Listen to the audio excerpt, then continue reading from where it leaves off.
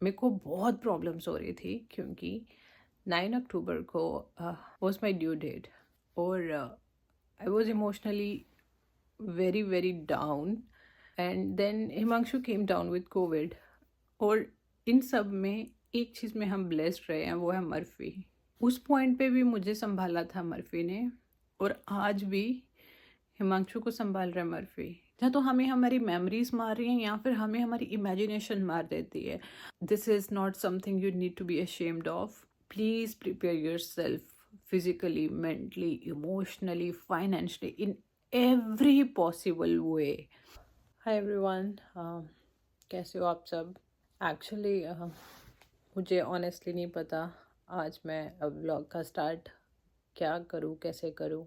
Last का almost एक हफ्ता बहुत ज़्यादा प्रॉब्लम से निकले हैं हम लोग, और I mean it was an emotional journey. हम फिज़िकली बहुत गो थ्रू हुए, इमोशनली हुए, और आप सब लोग इंस्टाग्राम पे बहुत सारे मैसेजेस कर रहे हो, और कुछ लोगों का तो इंस्टाग्राम पे कॉल भी आ रहा है, और एवरीवन इज़ थिंकिंग कि मर्फी को कुछ प्रॉब्लम है।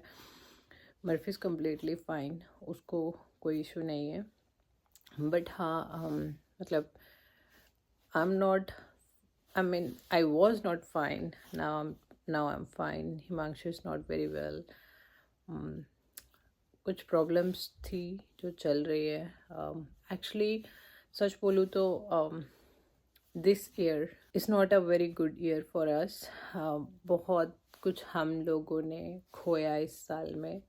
पाया तो पता नहीं, कुछ नहीं, बट हाँ बहुत सारी चीज़ें हम लोगों ने खोई। बट स्टिल हम लोग ट्राई करते रहे कि नहीं, हम लोग लाइफ में it's a life, you have to move on. तो ठीक है, मैंने बहुत पहले भी सोचा था कि शायद कोई और हो सकता है जिसको मेरी बात सुन के थोड़ा सा हिम्मत मिले, या फिर कोई ऐसा जो मेरी तरह ही इस सिचुएशन से निकल रहा है और मेरी तरह बहुत बोल नहीं पा रहा है और मेरी तरह बहुत सफ़र कर रहा है लाइफ में। शायद कोई हो जिसको ये सुनने की ज़रूरत है। बट समहाउ मैं पीछे हट जाती थी बहुत सारी चीज़ें सोच के। अरे यार छोड़ो ना, लोग क्या सोचेंगे। अरे यार छोड़ो ना, मैं इंडिया से एक छोटे से गांव से हूँ, वहाँ के लोग क्या सोचेंगे। बट ये सोच के सिचुएशंस उल्टा वर्स्ट होती गई। अभी पहले तो मैं आपको करंट सिचुएशन बताती हूँ कि अभी करंट क्या प्रॉब्लम हुआ है। तो अभी एक्चुअली लास्ट वीक हिमांशु को कोविड हो गया। And initially things were not too bad, क्योंकि वैक्सीनेटेड था हिमांशु, तो लगा कि सब ठीक हो जाएगा। लेकिन 3-4 दिन के बाद सिचुएशन उसका बहुत ख़राब हो गया। उसका फीवर बहुत हाई हो गया और उसने खाना पीना सब बंद कर दिया। अभी भी वो बहुत थोड़ा थोड़ा खा रहा है, और it was like a nightmare for me, क्योंकि हम इंडिया में नहीं हैं, हम यहाँ पे यूएस में हैं, और यहाँ पे कोई बहुत सारे लोग नहीं हैं जिनको हम हेल्प के लिए बुला सकते हैं। और ऑनेस्टली कोविड के केस में आप किसी को बुलाना भी नहीं चाहते हो, you do not want to risk others, और कोई आना भी नहीं चाहेगा आपका हेल्प करने के लिए। और डॉक्टर्स को भी हमने कॉल किया तो यहाँ पे ऐसा नहीं था कि वो एडमिट कर रहे थे, उन्होंने फ़ोन पे ही हेल्प करके जो मेडिसिन दिया तो दिया। लेकिन for me it was really very tough, क्योंकि मुझे ऑफिस भी जाना है, घर भी है, मर्फी भी है, एंड मैं वैसे भी एक इमोशनल जर्नी से निकल रही थी इस टाइम पे। I mean I really don't know how to share it, but अब मुझे लगता है कि I do need to talk about it. तो एक्चुअली हुआ क्या था कि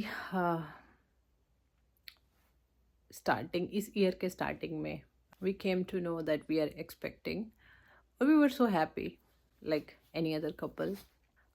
एक चैलेंज फील होता था कि यार हम अकेले कैसे मैनेज करेंगे सब कुछ, क्योंकि हमारे parents, everyone is back in India, मेरे पेरेंट्स, हिमांशु के पेरेंट्स सब। तो हमें लगा कैसे होगा। And then we were preparing our self mentally also कि ठीक है, if we are going to have a baby, it's our responsibility. कोई आके सिर्फ 6 महीने निकालेगा या साल हमारी हेल्प कर लेगा, बट हमें उसका पूरा ख्याल रखना है। तो we were trying our level best to adjust in every way. लेकिन अनफॉर्चुनेटली चीज़ें कहीं और चली गई। मार्च में मेरा मिसकैरेज हो गया। और उसके बाद I was never the same person. मैंने कभी भी शायद दिखाया नहीं बहुत ज़्यादा किसी को, या फिर मैंने अपने आप को बहुत बिजी रखना स्टार्ट कर दिया। एंड वही वो पॉइंट था, अगर आप देखोगे जब मेरे ब्लॉग्स आना स्टार्ट हुए हैं तो वो मोस्ट प्रोबेबली मार्च या अप्रैल में आना स्टार्ट हुए हैं। वही वो पॉइंट था जब मैंने अपने आप को इतना बिजी रखना स्टार्ट कर दिया just to distract my mind. It was already 3 months जब मिसकैरेज हुआ। एंड मिसकैरेज कैसे हुआ, दैट वाज अनदर स्टोरी। वो आई थिंक वो एक शायद साइंस बेस्ड इंसान ज़्यादा समझ पाएगा, because it was something very new for me also. और इतना इजी नहीं था मेरे लिए भी डाइजेस्ट करना उन चीज़ों को। लेकिन ठीक है, जो हुआ भगवान को जो मंजूर था वो हुआ। लेकिन ये अक्टूबर में मेरे को बहुत प्रॉब्लम्स हो रही थी, क्योंकि 9 अक्टूबर को वॉज माई ड्यू डेट। और I was emotionally very very down इस टाइमिंग्स पे। और मेरे को एनजाइटी ये वो सब बहुत ज़्यादा होना स्टार्ट हो गया इस पॉइंट पे। And somewhere I was not accepting the fact कि अच्छा, मेरे को हमेशा से स्ट्रॉन्ग रहना बहुत पसंद है। And I have been a very strong women in every situation. But यहाँ पे इस पॉइंट पे आई थिंक मैं सोच रही थी मैं बहुत स्ट्रांग हूँ, पर मैं थी नहीं। मुझे बहुत ज़्यादा एंजाइटी स्टार्ट होना शुरू हो गई। जैसे जैसे सितंबर ख़त्म हुआ और अक्टूबर आना स्टार्ट हुआ, मुझे बहुत प्रॉब्लम्स होना स्टार्ट हो गई। और कोइंसिडेंस देखो कि 9 अक्टूबर को ही मैं और हिमांशु थोड़ा सा दोनों बीमार हो गए। और मुझे पहले ऐसे लगा कि might be because of my emotional breakdown all this things are happening, but Himanshu भी बीमार हो गया। And then Himanshu came down with Covid. और तब मुझे एक चीज़ रियलाइज़ हुई कि कभी कभी लोग बोलते हैं ना कि भगवान आपसे छोटी सी चीज़ इसीलिए छीन लेता है क्योंकि उसने आपके लिए कुछ बहुत बड़ा प्लान किया होता है।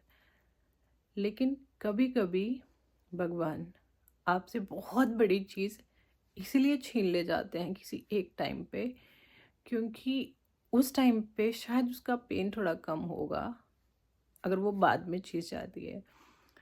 कैन यू इवन इमेजिन, 9 अक्टूबर को मेरा ड्यू डेट था और 9 अक्टूबर को हिमांशु को कोविड हो गया और मुझे वायरल हो गया। अगर उस पॉइंट पे वो बेबी आता तो चीज़ें कैसे एडजस्ट होती। मैं ये सोच के ही ना, मतलब मेरे को ऐसे हो जाता है कि भगवान ने बहुत कुछ सोचा होता है शायद पहले ही, कि उस पॉइंट पे अगर पेन होगा ना तो वो टॉलरेट नहीं हो पाएगा। when you see something in front of your eyes and it's either gone or you cannot help, but मेरे को आज ऐसे रियलाइज़ होता है कि my baby was a miracle baby. वो उसको पहले ही पता था, सब पता था। और इन सब में एक चीज़ में हम ब्लेस्ड रहे हैं, वो है मर्फी। उस पॉइंट पे भी मुझे संभाला था मर्फी ने, और आज भी हिमांशु को संभाल रहा है मर्फी। कैन यू बिलीव, मैंने मर्फी को इतना ट्राई किया हिमांशु से आइसोलेट करने का, लेकिन वो उसको एक सेकंड के लिए नहीं छोड़ रहा। लोग बोलते हैं ना कि भगवान के रूप में कोई आ जाता है, हमारे लिए भगवान के रूप में मर्फी ही है। उसी ने हमें हमेशा हमेशा एक स्ट्रेंथ दी है। मेरे को तब से लेके अब तक मैं अगर हंसती हूँ तो मर्फी हंसाता है। तो he is such a blessing. ये सब चीज़ें हैं जिनसे हम अभी लाइफ में सफ़र कर रहे हैं, निकल रहे हैं। हिमांशु विल बी फाइन सून। लेकिन हाँ, जो मैंने चीज़ आपसे शेयर करी वो मैंने इसीलिए करी कि आप लाइफ में कितने भी बड़े हो जाओ, कितने भी पढ़ लिख जाओ, लेकिन लाइफ में कुछ चीज़ें आती हैं, कुछ चीज़ें जो आपकी स्ट्रेंथ को हिला के रख देती हैं। मैंने लाइफ में फोरेंसिक में काम किया है and I have seen so many dead bodies. मतलब I was mentally that strong, but right now मैं इमोशनली, मुझे स्ट्रेंथ की ज़रूरत है, क्योंकि I have been gone through so much. Life में छोटी छोटी चीज़ें होती हैं जो हम कभी काउंट नहीं करते हैं, लेकिन एक लाइफ में मोमेंट आता है जब आपको बहुत ज़ोर से धक्का लगता है और आपकी वो छोटी छोटी चीज़ों ने, जो आपको होता है ना, हथौड़े की छोटी छोटी चोट आप देते हो पहले ताकि चीज़ वीक हो जाए, और उसके बाद एक ज़ोर से चोट लगती है and you are just scattered. यही सेम लाइफ के साथ होता है। तो अभी जब मैंने डॉक्टर से बात करी थी अपनी, तो डॉक्टर ने मुझे एक चीज़ बोली कि तुम्हारा प्रॉब्लम क्या है। जो बहुत स्मार्ट लोग होते हैं, जो बहुत अपने आप को ऐसा इधर होते हैं या फील करते हैं कि they can handle everything because they are well educated, they know science very well, they can handle the situation, वो सबसे बड़ी गलती करते हैं किसी से बात ना करके उस बारे में। क्योंकि इसमें मेरी गलती नहीं है, इसमें हिमांशु की गलती नहीं है, इसमें किसी की गलती नहीं है। तो हम क्यों छुपाते हैं अपने दुख को, हम क्यों उस बारे में बात नहीं करते हैं। इवन कि जब हम बात करते हैं तो हमें पता चलता है कि हमारे साथ 100 ऐसे लोग हैं जो सफ़र कर रहे हैं। We are not the only one, और we do need to talk about it, otherwise it's gonna kill you. हम मरते रहते हैं किस बात को लेके, पास्ट में क्या हो गया, हम उस बात को सोचते रहते हैं। That's not the current reality, that's the past. या तो हमें हमारी मेमोरीज मार रही हैं या फिर हमें हमारी इमेजिनेशन मार देती है।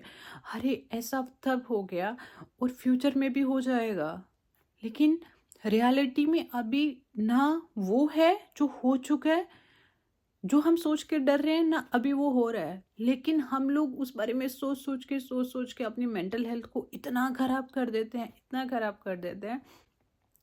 मुझे जब इतना प्रॉब्लम होना स्टार्ट हो गया तो वी वेंट टू डॉक्टर। मुझे लगता था मेरे हार्ट में इश्यूज हो गए हैं, मेरे मेरे लंग्स ख़राब हो गए हैं। We did all the test, हमने एक्सरेज करवाए, हार्ट के टेस्ट करवाए, सब करवाए, but no one could help me. क्यों?